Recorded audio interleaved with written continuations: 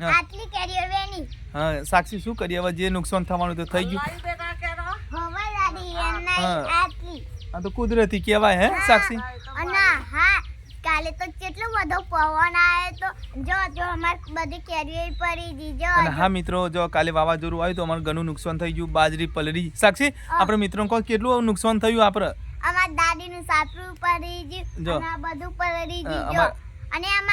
અમારા પૂરાઈ પલળી ગયા બાજરી પલળી બહુ ઘણું નુકસાન થઈ ગયું જો ઓબાએ પણ ઘણા ભાગી જો કેરીઓ સાક્ષી વેની લાવી છે અત્યારે બધા ઝારાઈ ભાઈ ગયો ઝારો ઘણો નુકસાન થઈ ગયું અને ભેંસ ઉપર એક લીમડાનું ઝારે પડ્યું હતું હે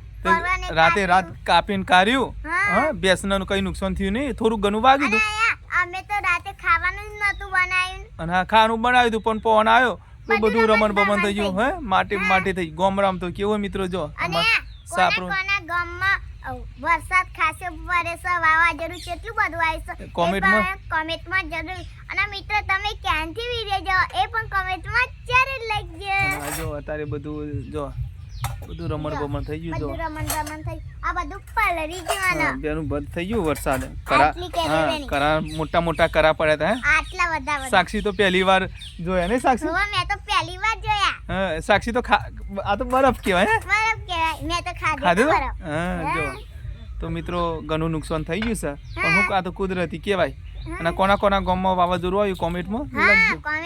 લખજો જરૂર લખજો ભૂલતા નહીં ચલો રાધે રાધે